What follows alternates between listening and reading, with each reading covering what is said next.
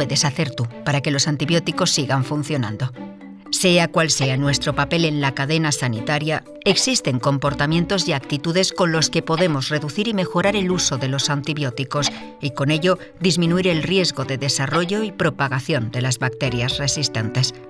Si eres profesional sanitario en medicina humana, prescribe y dispensa antibióticos de acuerdo con las directrices en vigor. Evita las infecciones velando por la limpieza de las manos, el instrumental y el entorno, e informa a los pacientes sobre cómo se pueden prevenir las infecciones. Si eres profesional sanitario en medicina veterinaria, prescribe antibióticos de acuerdo con las directrices en vigor. Contribuye a la elaboración y puesta en marcha de un programa sanitario para cada explotación. Toma medidas para garantizar la detección temprana de infecciones. En el tratamiento de pequeños animales, receta siempre antibióticos de uso veterinario y desempeña un papel activo en la concienciación sobre la sanidad animal. Si te dedicas a la investigación, contribuye a ampliar el conocimiento sobre los antibióticos e investiga sobre posibles alternativas a estos tratamientos. Si eres paciente, cuidas de niños o ancianos o tienes una mascota, toma antibióticos solo cuando te los recete el médico. Recuerda que no son eficaces frente a infecciones causadas por virus como la gripe o el resfriado. Completa el tratamiento prescrito y si sobran, no los guardes ni los compartas. Llévalos al punto sigre de tu farmacia. Puedes prevenir las infecciones lavándote frecuentemente las manos, preparando los alimentos en condiciones higiénicas, adoptando medidas de protección en las relaciones sexuales y manteniendo las vacunaciones al día. Y recuerda, el veterinario de tu mascota es quien decide su tratamiento. La solución al problema de la resistencia está en tus manos. Ayúdanos a conseguir que los antibióticos sigan funcionando. Súmate al plan.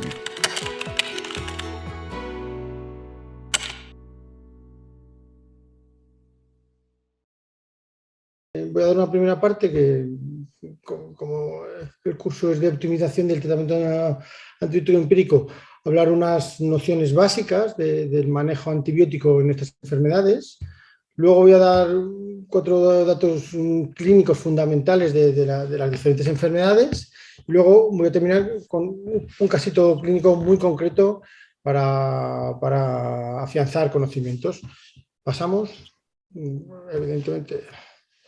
No tengo ningún conflicto de intereses y las infecciones del sistema nervioso central, pues bueno, hay 5 grandes grupos, o se pueden clasificar en 5 grandes grupos. La meningitis, la meningoencefalitis es un continuum, por así decirlo, como bien sabemos todos, y luego, de forma ya mucho menos importante, hay accesos y luego hay infecciones secundarias a cirugía y a diferentes dispositivos.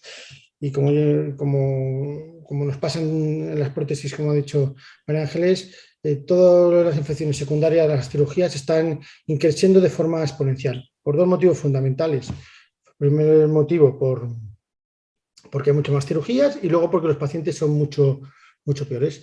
Pero como es un curso de optimización del tratamiento antibiótico, pues sí que lo primero que hay que valorar es elegir los factores fundamentales para el manejo antibiótico, y en este caso, como en casi todo,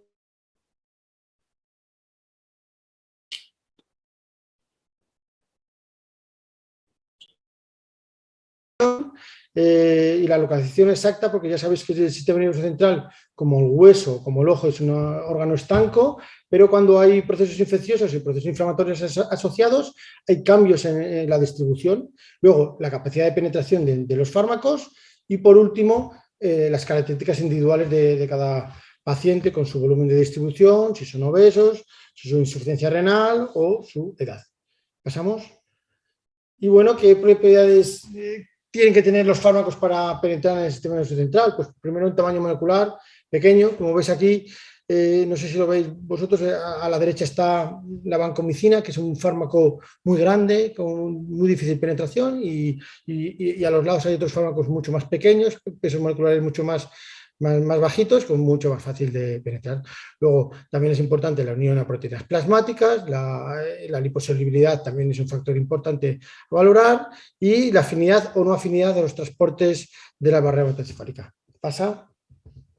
Y por eso es fundamental para el antibiótico, pues, el espectro antimicrobiano y que difunda al sistema nervioso central. Porque hay que tener claro que muchos de estos fármacos, la concentración plasmática no es para nada igual a la concentración en tejido diana, que en este caso es el sistema nervioso central.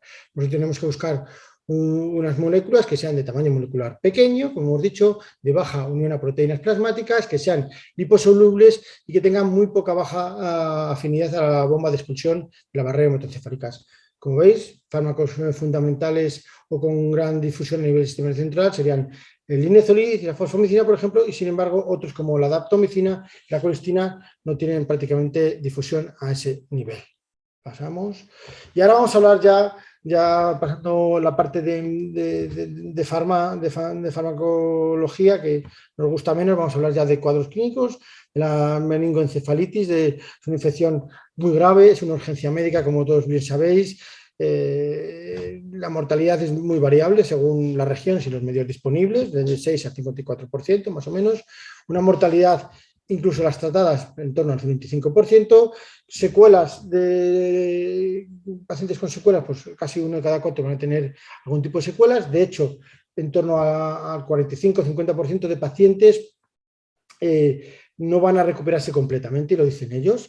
Y bueno, una mortalidad a nivel mundial por encima de 300.000 pacientes y con unas incidencias muy variables. En los países donde tienen incidencias establecidas, como Estados Unidos, está por 3 por 100.000. Sin embargo, en el cinturón de África, en África subsahariana, la incidencia se multiplica casi por 30, con casi de 100 casos por 100.000 pacientes año, fundamentalmente debido a la meningitis A, aunque ahora ya con la vacunación se está trasladando a la meningitis C o virable. ¿Y qué tipo ¿Y qué tipo de meningitis tenemos o qué clasificaciones tenemos? Pues bueno, pues está claro, hay meningitis de la comunidad o meningitis asociadas a cuidados sanitarios, es una clasificación un poco al uso, pero fundamentalmente usamos una clasificación clínica que, dependiendo de factores asociados como el tipo de líquidos o algunas características glucorales del líquido cefalorraquídeo. Pasa. ¿Qué etiología tenemos de la meningitis? Pues mira, la etiología más frecuente que tenemos en la meningitis, que tenemos todo el mundo, es la meningitis de causa desconocida. Y eso lo sabemos todos. La mayoría, hay un porcentaje importante de meningitis que no tenemos causa. Cuando ya tenemos alguna causa, generalmente las más frecuentes son ser ahora mismo las víricas, y las series clásicas como esta de Van de Eyck o de Tigpen, pues las primeras causas que teníamos eran las causas bacterianas, fundamentalmente dos bacterias, el neumococo y el meningococo de forma franco. Pero uno de los factores asociados a las diferentes etiologías de la meningitis y a la gravedad de la meningitis es el lugar geográfico. Así, en África, como hemos dicho, en África subsahariana, sobre todo, el meningococo es la primera causa, fundamentalmente, aunque hay variaciones en los últimos años, y además las meningitis por neumococo son mucho más graves, pues sobre todo porque cohabitan con el VIH. Y, por ejemplo, otras meningitis no frecuentes aquí, como pueden ser el Streptococcus suis, son muy prevalentes en zonas del sudeste asiático, dado que tiene mucho contacto con los cerdos, y siendo la primera causa de meningitis, por ejemplo, en Vietnam. Pasamos. Y dentro de las causas etiológicas de las meningitis asociadas a cuidados sanitarios, pues ya sabéis que es, para empezar, el concepto es una meningitis que aparece en las primeras 48 horas sin haber ingresado por esa causa y que se desarrolla hasta una semana después del alta. Bueno, pues la etiología varía un poco respecto a negativos, los Staphylococcus aureus, los coagulas A negativos, y también depende un poco de los factores causales, como puede ser un traumatismo o una afectación ORL. ¿Pasa? Por lo tanto, la etiología, y esto, mucha de la información la he sacado de la propia guía para que tengamos hábito de usarla y de verlo. Las causas etiológicas de la meningitis van a depender de tres factores fundamentales. El primero es la edad del paciente, ¿de acuerdo? El segundo, la inmunodepresión que puede tener, o los factores de inmunodepresión que puede tener el paciente, eso va a orientar a una serie de etiologías. Y por último, mecanismos causales de la infección o de la meningitis, como pueden ser la neurocirugía, realización de técnicas de derivación de líquido cefalorraquídeo o clínica ORL, básicamente. Dentro de las manifestaciones clínicas, como sabéis todos, el proceso puede ser fundamentalmente agudo, que también puede haber fases subagudas que duran hasta 2 semanas, y luego ya más crónicas. El síndrome meningio, pues generalmente, como decimos a muchos estudiantes y residentes, pues franco es lo habitual, pero cuando uno hay franco, hay atípico, hay síndromes parciales y es bastante frecuente. Y también depende de muchas cosas de las características del líquido cefalorraquídeo. Pasa. La tríada clásica, como sabéis todos, fiebre, cefalea, rigidez de nuca, no aparece siempre las tres, sí aparece siempre o casi siempre una de las tres, es decir, el 90% de los pacientes van a tener uno de los tres datos, la tríada completa no es tan frecuente y también está asociado también a alteraciones del nivel de conciencia o de convulsiones en torno al 20-40%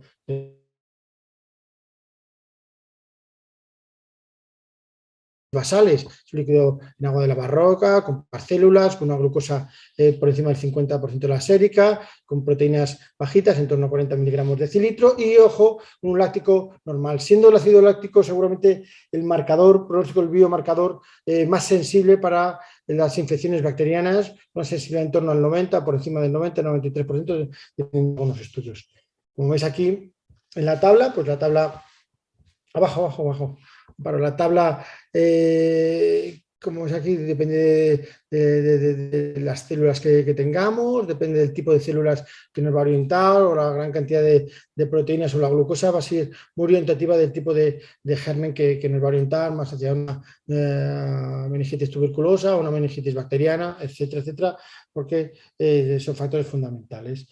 Y ahí sí que tenemos que apoyarnos al diagnóstico microbiológico. Sabéis que el diagnóstico microbiológico es fundamental esta enfermedad, ¿no? Inicialmente, clásicamente se ha usado técnicas de Gram con una sensibilidad pues, en torno al 60-90%, secundariamente luego técnicas de cultivo y en los últimos años pues, técnicas de antígenos, de monoglobulinas, dependiendo de algunas meningitis vírica de apoyo y ya más recientemente han aparecido técnicas de diagnóstico de PCR múltiples o una marca comercial como puede ser FILARRAIS que nos van a ayudar y van a apoyar no solo a un diagnóstico más precoz, más rápido, sino también para mejorar cuestiones de la utilización antihipertensiva.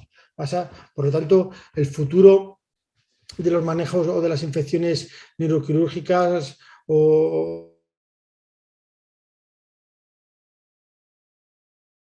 por dar. Actualmente, el sistema que disponemos generalmente de estos sistemas de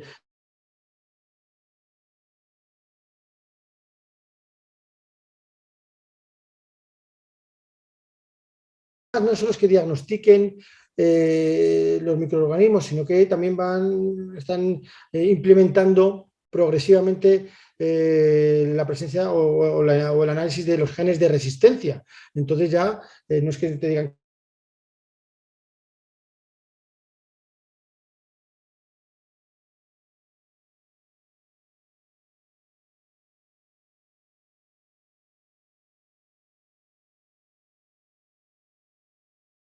muy rápidas que en torno a 1 hora aproximadamente tenemos los resultados.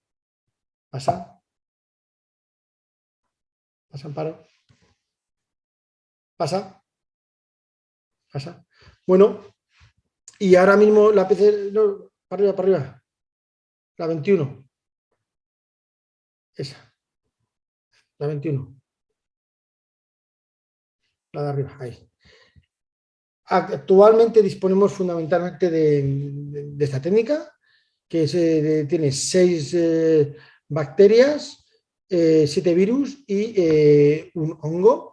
Y gracias a los datos aportados por el Laboratorio de Microbiología de nuestro hospital, agradecer a la doctora Inmaculada García, que nos ha dado estos datos fácilmente, pues podemos decir que la cifra de FILARRAIS realizados en Salamanca en los últimos 4 años está en torno a 135. Este último año veis que es solo 124, pero es fundamentalmente porque se realizó el estudio el 9 de septiembre, se paró el número de reclutamiento de casos y bueno, uno de los problemas que tenemos, uno de los problemas que tenemos es la baja tasa de diagnóstico. Mientras hemos analizado 550 filarrays, solo 60 han sido con un diagnóstico positivo. Y aquí sí que veis una cosa muy curiosa, que es lo que hemos dicho antes. Ahora, al poder analizar diferentes virus, vemos que la mayoría son de grupos herpes, virus herpes 6, virus herpes 8, virus herpes 1, 8 casos, virus varicela zoster. Y en el batallón de cola se han quedado las bacterias, eso sí, siguen siendo los meningococos y los neumococos los gérmenes bacterianos más frecuentes. ¿Pasa?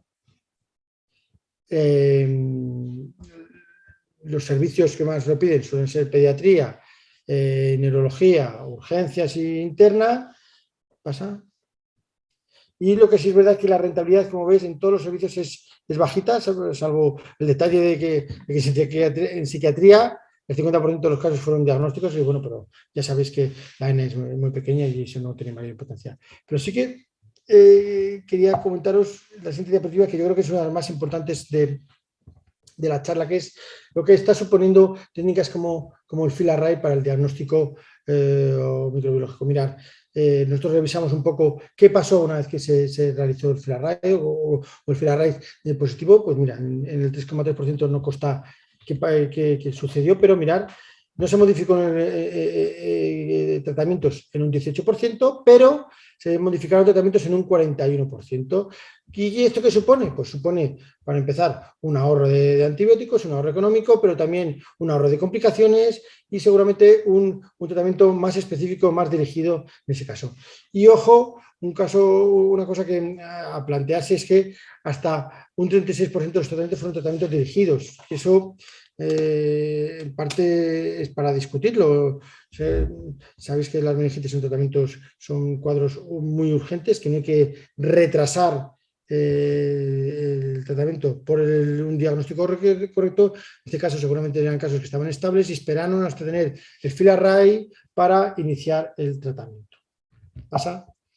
Por lo tanto, todo lo que vamos a hablar o que vamos a manejar de este caso es de la guía de tratamiento antibiótico empírica del SACID, que aquí tenéis el código QR, si no lo tenéis todavía, que supongo yo que lo tendréis para valorarlo. Y bueno, ¿qué tratamiento vamos a aplicar? Generalmente, pues fundamental, pues, los factores de riesgo, ¿no? La edad, la situación inmune y el mecanismo causal. Eso nos va a orientar a una serie de etiologías y de eso vamos a valorar un serie de tratamientos.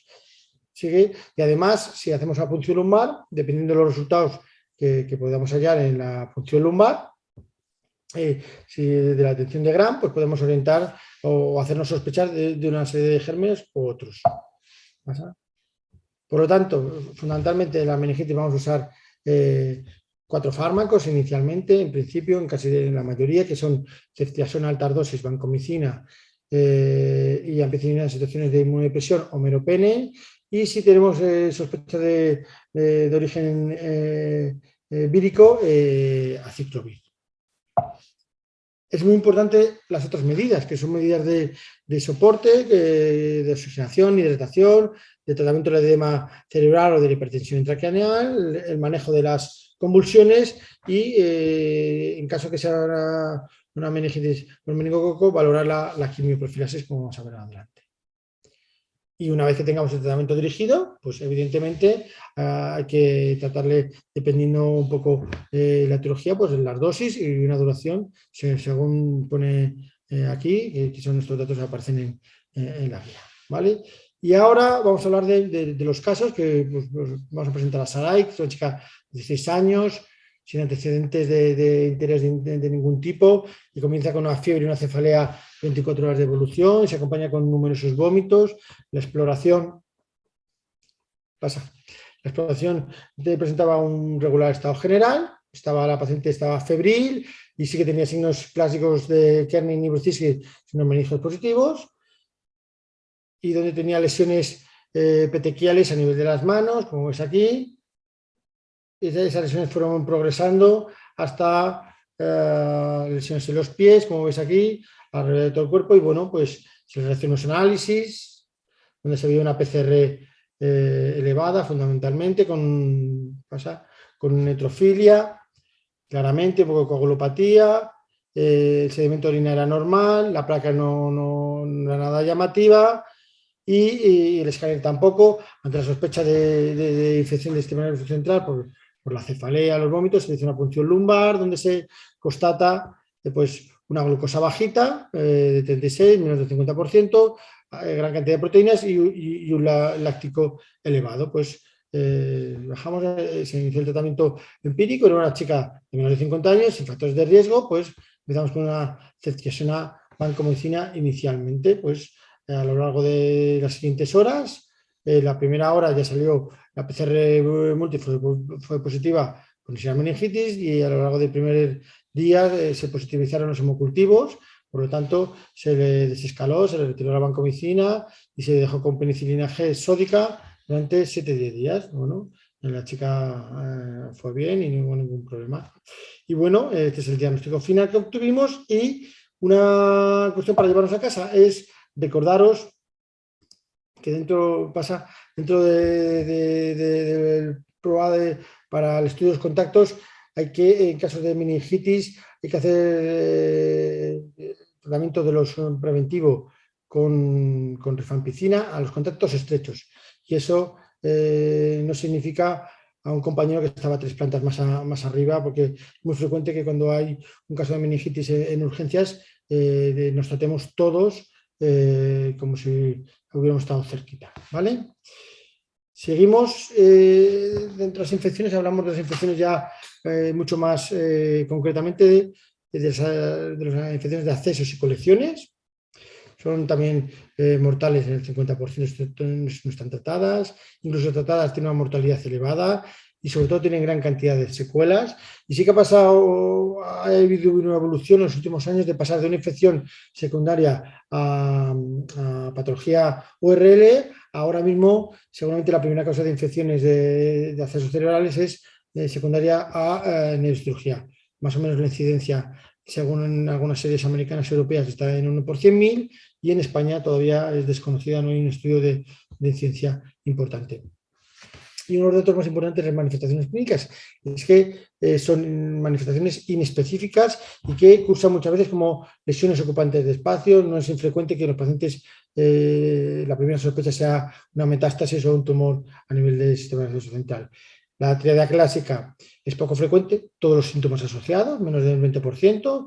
Lo que sí es verdad que la manifestación más frecuente es la de fiebre, luego también presenta frecuentemente cefaleas, déficit focales y crisis epiléptica. Y un dato muy a tener en cuenta es a un paciente que tiene una fiebre progresiva y que de golpe aparece un empeoramiento muy brusco y con fiebre y además asociada a la regresión nuca, que sugiere que puede haber una rotura de un acceso a nivel supraracnoideo. Es un cuadro muy grave y con una alta mortalidad que alcanza hasta el 80%. Pasa el diagnóstico, pues es un diagnóstico evidentemente clínico, más microbiológico, más prueba de imagen con escáner o resonancia, donde se va a ver diferentes lesiones, sobre todo zonas que captan. Y un dato muy importante es que generalmente la punción lumbar está contraindicada, salvo en accesos muy frontales que no tengan riesgo de enclavamiento. Lo que hay que intentar es realizar un cultivo del foco supurado a nivel de biopsia guiada por neurocirugía y que, por desgracia, los hemocultivos son positivos en un porcentaje muy bajo, en torno al 20%. Y ojo que, en caso de lo que hemos dicho, en caso de una sospecha de meningitis que tenga más de 50.000 células, pues eso también es otro dato que orienta también a acceso roto con el espacio supraracnoideo, como la clínica anterior.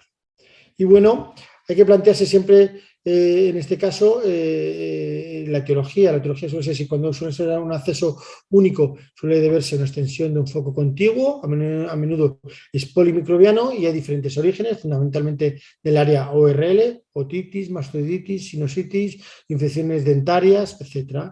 Y luego, cuando hay múltiples accesos, generalmente suelen ser por diseminación hematógena y lo más frecuente es que sean monomicrobianas. El origen suele ser una endocarditis, muchas veces o en ocasiones son, si un foco aparece, son criptogénicas y ojo, los pacientes con inmunodepresión, fundamentalmente pacientes con VIH o algún otro tipo de inmunodepresión. ¿Pasa? Y como pasaba en la meningitis, es muy importante las medidas de soporte. Para empezar, muchos de estos pacientes necesitan un enfoque multidisciplinar con neurocirujanos, radiólogos, intervencionistas, microbiólogos, medicina interna, etcétera, medicina intensiva. Es muy importante las medidas de soporte hemodinámico, el tratamiento adyuvante del edema cerebral, de la hipertensión intracraneal, el tratamiento anticonvulsionante y luego el manejo neuroquirúrgico es fundamental, tanto a nivel de realizar punciones evacuadoras a nivel estereotáxico para el diagnóstico como la exégesis quirúrgica. ¿Sí?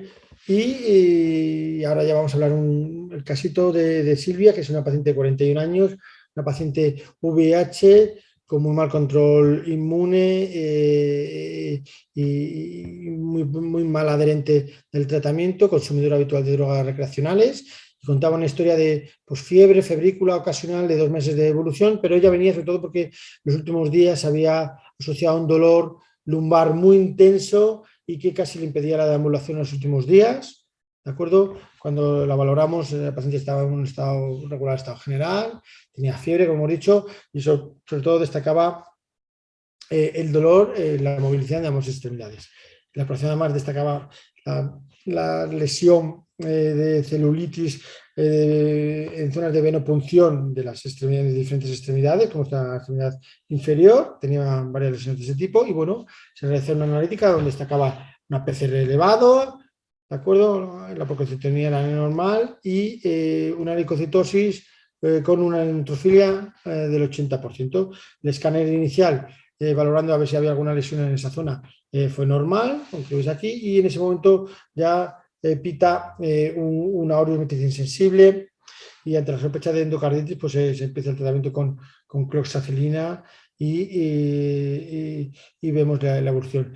Durante los días que estuvo ingresada, la paciente estaba cada vez con más dolor, tuvimos que imposibilidad de la deambulación, pidiendo una resonancia donde se observa, no sé si lo veis bien, porque en el PDF es verdad que ha perdido algo de nitidez, que se ve lesiones de un acceso epidural, ¿de acuerdo? Que multitabicado, no, más bajo, para más bajo que aquí, este acceso epidural, aquí, y bueno, pues hablamos con los compañeros de neurocirugía para que intervinieran y la limpiaran. Y en el acceso epidural pasa, en el acceso a nivel del acceso epidural, pues la abrieron y se confirmó también que estaba ocupado por Staphylococcus aureus, ¿vale? Se le realizó el ecocardio, donde se veía que estaba todo limpio, no había ningún problema. Y bueno, la paciente se quedó en tratamiento con cloxacilina durante 10, 14 días de intravenoso y luego una pauta vía oral con el diagnóstico de una bacteriemia, un acceso epidural secundario, además de usuario de drogas vía parenteral, y intentamos que volviera a retomar o a tomar el tratamiento antirretroviral. ¿Pasa? Y ojo, que siempre digo lo mismo, que es muy importante a los pacientes que la clínica impera sobre las pruebas complementarias. Esta paciente refería sobre todo que tenía mucho dolor de las extremidades y a pesar del escáner que era normal, ya hubo que hacer una resonancia para valorarlo y confirmar que tuviera un acceso a dicho nivel.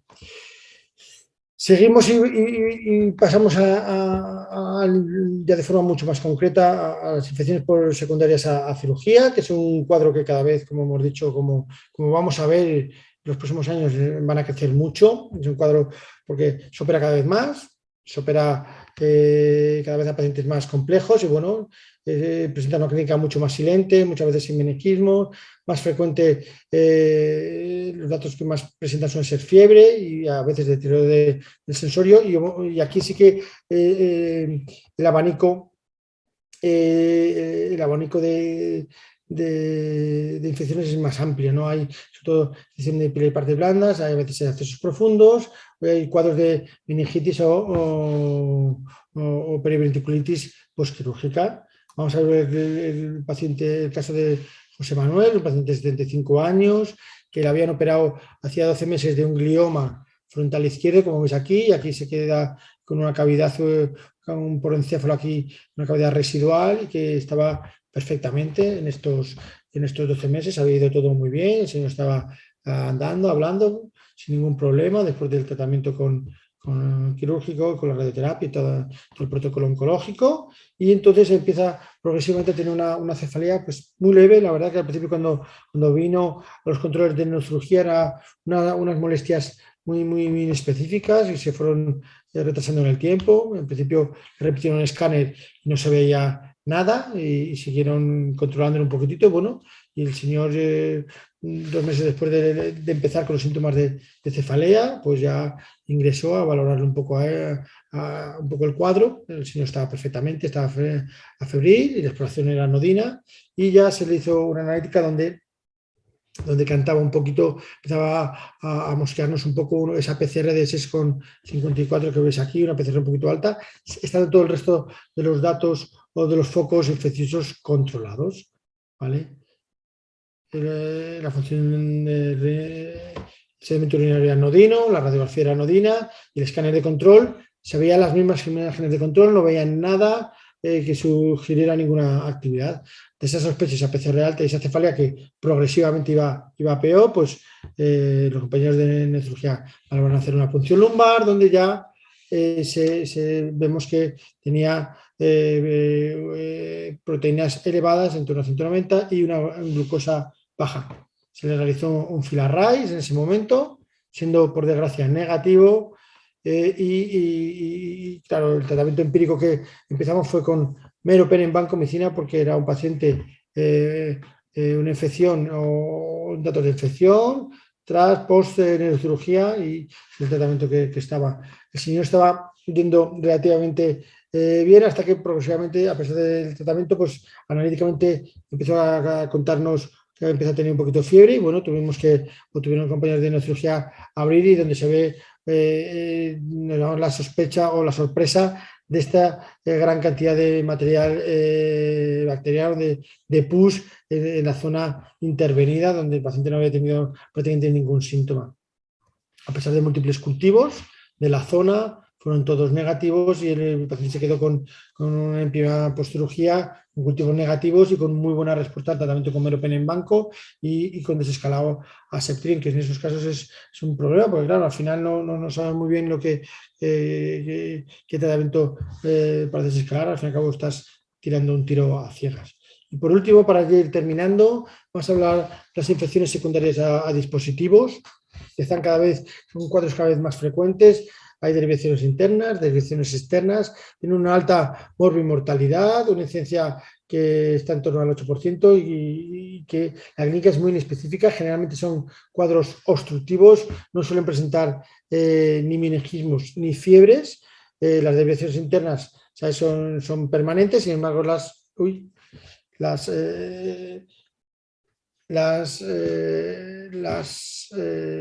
externas son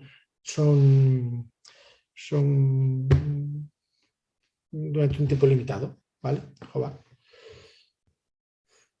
De los factores de riesgo relacionados con las derivaciones, fundamentalmente las derivaciones internas se relacionan con el individuo, fundamentalmente las edades extremas de la vida y relacionadas con la cirugía, fundamentalmente por la técnica quirúrgica, cómo se coloca el son. Sin embargo, las derivaciones ventriculares externas pues son fundamentalmente relacionadas con el individuo. Y ojo, cada vez a la implantación además de los neuroestimuladores, de otros tipos de dispositivos, pues aquí cada vez son más frecuentes, suelen usarse para el control de Parkinson y otras distonías, de otros momentos otros momentos incontrolados, y para controlar cuadros de epilepsia refractaria. Y otro tipo de dispositivos son los neuroestimuladores espinales para controlar dolores refractarios. Estos dispositivos son, por desgracia, son muy caros, esos son los problemas que tienen más importantes cuando se plantea una infección de uno de estos dispositivos para la retirada. Y luego, además, la calidad o el empeoramiento de la calidad de vida de estos pacientes, que una vez se les retira el dispositivo, es mucho peor. Es decir, los pacientes, cuando se controla el Parkinson o cuando se controla la epilepsia, está fenomenal, y si por desgracia tienen un problema infeccioso, tienen que retirárselo, vuelven a la situación basal, y la situación es muy mala, porque además muchas veces hacen zonas de fibrosis que hacen difícil la retirada. Y una cosa muy importante es que los gérmenes asociados a este tipo de infecciones se basan fundamentalmente en dos: en infecciones de rastre cutáneo, y luego infecciones de UCI, de estancia en UCI. Y ojo, que muchas de estas infecciones son enterobacterias, BLE, por ejemplo, con difícil manejo. Vamos a presentar a Francisca. Francisca es una paciente de 82 años, tiene un antecedente de neurocirugía, una cirugía de un quiste aracnoide hacía más de 10 años, con una derivación ventrículo-peritoneal, que no había dado ninguna guerra. Pasa. Y que la paciente viene realmente, ingresa en cirugía general por un cuadro de dolor abdominal y fiebre, y con una mínima cefalea. A los análisis, pues se ve la zona donde estaba la derivación un poco aumentada, con una zona de empastamiento. La exploración neurológica era en ese momento normal, ¿de acuerdo? Selección analítica, donde se veía simplemente una PCR elevada, en torno a 14, con 14.000 leucocitos, y se le realiza una radiografía de abdomen, ¿de acuerdo? Y una ecografía de la zona final donde estaba la derivación, y se ve un acceso pues, de 7 por 5 centímetros, y se sospecha que es un acceso en la zona justo donde desemboca el catéter a nivel peritoneal. ¿De acuerdo? Se le realiza una punción lumbar, un TAC, donde no se observa nada, pero ante la sospecha de infección y para descartar afectación a nivel del sistema nervioso central, se realiza una punción lumbar, donde se constata pues, datos de infección. Pues, ante la sospecha de infección de la derivación, se empieza el tratamiento con meropenem vancomicina, se le retira, se le abre el acceso y se le retira, y para nuestra sorpresa, como dato importante, es que se le realiza un cultivo del acceso abdominal, donde se ve un Cutibacterium acnes, pero también que estaba presente a nivel del líquido cefalorraquídeo. El tratamiento fue bien, tras cirugía y retirada del drenaje, y bueno, fue un acceso intraabdominal secundario a una infección de dispositivo por Cutibacterium acnes. Ya con esto, deciros pues, dos cosas a raíz del caso. Una cosa para llevar a caso, que es frecuente las manifestaciones específicas, y ojo con la flora de arrastre habitual, que a veces son gérmenes infrecuentes, pero que a veces aparecen. Y por último, deciros que hay que usar, esta es la conclusión de la sesión, hay que homogeneizar lo máximo posible los tratamientos, y para eso no hay nada mejor que la guía de tratamiento antibiótico empírico que ha hecho Amparo, y que es fantástica, y que tenemos que seguir insistiendo en mejorarla y en implementarla. Y con eso ya está. Bueno, muchas gracias, Montse. A ver, la guía no la he hecho yo, la ha hecho todo el mundo. O sea, quiero decir que la coordinación es importante, pero lo importante es que es una guía hecha por todos los profesionales de Castilla y León que están metidos dentro de los grupos PROA. Y bueno, para muestra un botón que nos acabas de enviar tu parte, y la hemos colgado ya, o sea que ya la tenéis disponible en la guía. Nos preguntan que qué serotipo era y que si estaba vacunada.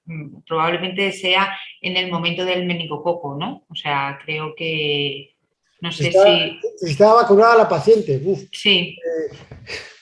te digo la verdad, creo que... Pues que no lo sabemos, no me probablemente. acuerdo, no me acuerdo, no me acuerdo, no me acuerdo, yo creo que no, pero no te lo puedo decir seguro. Mira, nos dice María Domínguez que sí estaba vacunada, que era la paciente del meningococo, vamos, a la que hacía referencia. Y yo no sé si Inmaculada está por ahí, se acuerda del serotipo, pero en principio no lo recuerdo, vamos, yo tampoco sé. No, es que además esta chica no era española, te quiero decir, porque es que si te digo una nacionalidad, hierro, pero creo que era paraguaya, creo, y que había venido hace muy poco tiempo, entonces por eso digo que no sé, por los calendarios vacunales, no lo sé si Paraguay vacunan o no, entonces creo que sí, creyendo que sea paraguaya, pero no era española, quiero decir que había venido hacía 2 o 3 años a España y bueno, pues estaba viendo con su madre, su familia. Aquí. Sí, nos dice María que es que ya casi no vemos meningitis.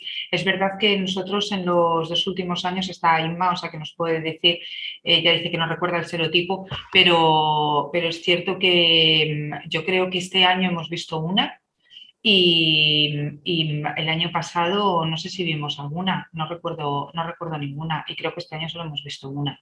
O sea que es verdad que en los últimos años como mucho vemos uno o dos casos. Por meningococo dices, Amparo. Por meningococo, sí. Nos dice Inmaculada que las que vemos son por meningococo. Sí, es verdad. Eso está ya muy descrito, ¿no? Que a raíz de la vacunación y cuanto más se vacuna va a ir cambiando y vamos a dejar ver incluso por neumococo y seguramente por hemófilos también, que alguna vez se veía de vez en cuando, ¿no? Lo que está claro que una cosa que siempre yo se lo digo a Inmaculada, que es nuestra microbióloga, que lo que hay que intentar es mejorar un poco muchas cosas, evidentemente, pero una de las cosas importantes es mejorar, por ejemplo, las técnicas de diagnóstico molecular sindrómicos, que, por ejemplo, los filarrays ahora, hoy por hoy, no han hecho caso a todas las infecciones neuroquirúrgicas. Entonces, todos los estafilococos y los epidermis, los aureos no están dentro de la PCR y eso es una pena. O incluso, por ejemplo, la tuberculosis que no está incluida también dentro del filarray, que a mí es una cosa que es una cosa que a mí me gustaría, ¿no? Dentro de las cosas para mejorar el diagnóstico. Y el virus del Nilo dentro de nada. ¿Qué? Digo que tendríamos que para también estos síndromes el virus del Nilo, ¿no? Para las no, claro, no, está claro que el virus del Nilo ya sabéis que hay casos por aquí, y ya los hay en humanos por aquí, lo que pasa es que están asintomáticos, sí, pues eso. Sí.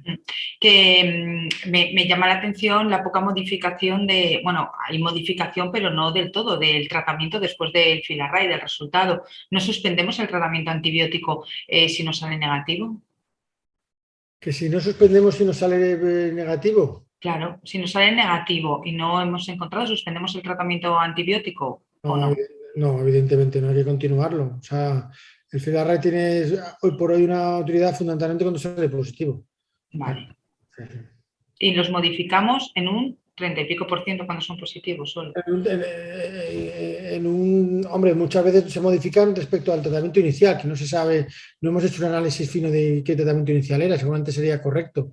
Quiere decir, que si se modifican en un 30 y tantos por ciento, 40%, es una barbaridad. Quiere decir que uno cada dos estás cambiando el tratamiento. Quiere decir que al fin y al cabo la aceitación va a ser útil para casi todos y tal. Yo creo que es interesante sobre todo la retirada, ¿no? de fármacos, el ahorro de efectos secundarios, el ahorro de resistencias en un futuro y además afianzar el diagnóstico y el tratamiento de forma mucho más rápida. Lo que a mí me sorprendió cuando lo hicimos este análisis así a bola pluma y corriendo, es que casi un porcentaje elevado de pacientes de casos, el médico esperaba un poco el resultado por la rapidez de esta prueba. Yo creo que eso es una decisión que hay que tener un poco cuidado, porque a veces sale negativo y no hay que esperar ningún tiempo y hay que tener un poco de precaución. Mejor una dosis de aciclovir de más que esperar a tener resultado, ¿no? Pero bueno, eso es para discutirlo. Muy bien. Bueno, pues muchas gracias, Moncep.